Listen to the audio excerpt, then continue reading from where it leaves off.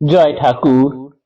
শ্রী শ্রী রামকৃষ্ণ পুঁথি দ্বিতীয় খণ্ডের অন্তর্গত তীর্থ পর্যটন এই অধ্যায় থেকে আজ আমরা 14তম দিন পাঠ করছি। 245 পর্ব, পৃষ্ঠা সংখ্যা 149 কিছু অংশ থেকে 150 অর্ধেক পর্যন্ত।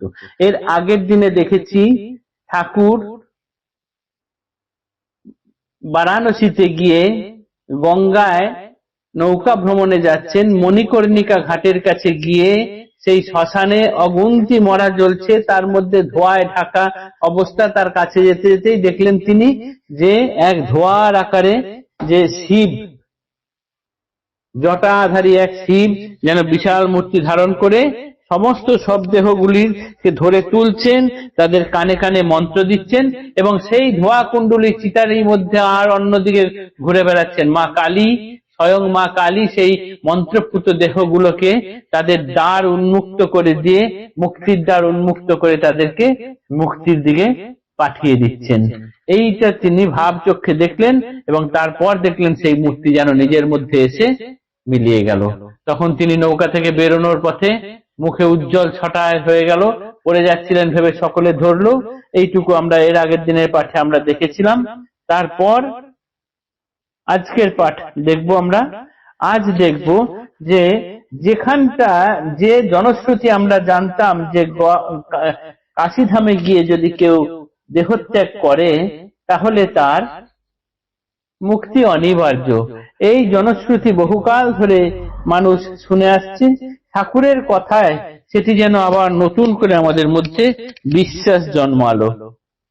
কাশীবাস কর্মনাশে জীবে পায়ে ত্রাণ, জীব যতদিন দেহ দেহান্তে নির্বাণ।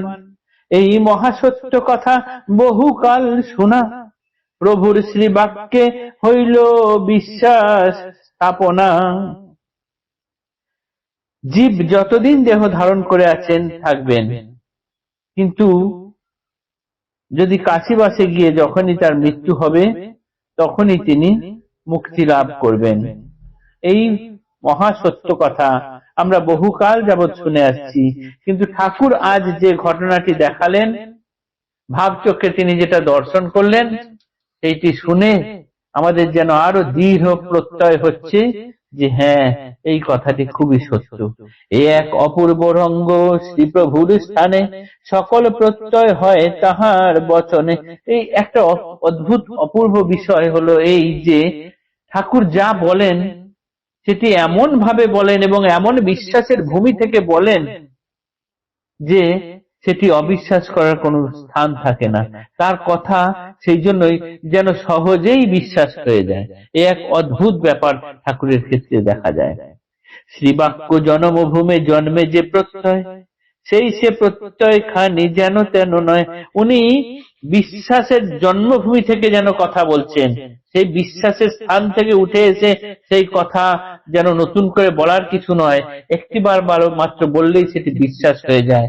সেই ফলে যে বিশ্বাস জন্মে, সেই কথা শোনার ফলে যখন বিশ্বাস জন্মে, সেই বিশ্বাসটি কিন্তু মানুষের যেন তেন বিশ্বাস নয়, সেটি একেবারে অখণ্ড হয়ে মনের মধ্যে বসে থাকে। সেই বিশ্বাস আর কখনো টলে না। প্রত্যয় প্রত্যয়ী জনে দেয় দেখাইয়ে, কি চিত্র আকিলা প্রভু বর্ণাক্ষর দিয়ে। শ্রীমুখের প্রতি বাক্য প্রত্যেক অক্ষর সিদ্ধ বীজ, সিদ্ধ মন্ত্র অক্ষয়ে অমর। হোক না পাষাণ ক্ষেত কঠিন অতিশয়, কালেতে অঙ্কুর তাহে তুলিবে নিশ্চয়। প্রত্যয়ের নাম অন্তর মাত্র ভগবান, যাহার ভিতরে তার নিত্য অধিষ্ঠান। বিশ্বাস প্রত্যয় কিবা ভক্তি ভগবানে, ভিন্ন ভেদ কিছু নাই এক বস্তু তিনে। অবিশ্বাস অপ্রত্যয় প্রমাদ ব্যাপার, তুলে অন্তঃসার শূন্য অনর্থ বিচার। কলিকর্ম দুই নষ্ট পরিণাম ফল, অসুরে মন্থন যেন পায় হলাহল। মন্থনে উঠিল বটে বিবিধ জিনিস, প্রত্যয় পাইল সুধা তর্কে পায় বিষ। ফলাসা বিচার তর্কে করে মূঢ়জন, বিশ্বাসে উপজে মহা অমূল্য রতন। কয়ে কেন কহিব, কহে যদি ছেলে বিদ্যা লাভ কোনো নাহি তার হয় কোনো কালে, বিচারে চিবিয়া খায় কাল কর্ম নাশে, শরমে গিলিয়া ফেলে প্রত্যয়ে বিশ্বাসে। পুথিকার এখানে বিভিন্ন উপমা দিয়ে বিভিন্ন ভাবে বুঝিয়েছেন যে বিশ্বাস জিনিসটা, এটা যদি একবার হয় তাহলে খুব সহজেই ঈশ্বরের নিকটবর্তী হওয়া যায়। অবিশ্বাসীদের অনেক দূর পথ অতিক্রম করতে হয়, কিন্তু বিশ্বাসীদের সেই তুলনায় অনেকটাই সহজ। তাই ঠাকুর এক জায়গায় বলেছেন, বিশ্বাস জিনিসটি হয়ে গেলেই হলো, তবেই সহজে বা সরলভাবে ঈশ্বরকে পাওয়া যায়।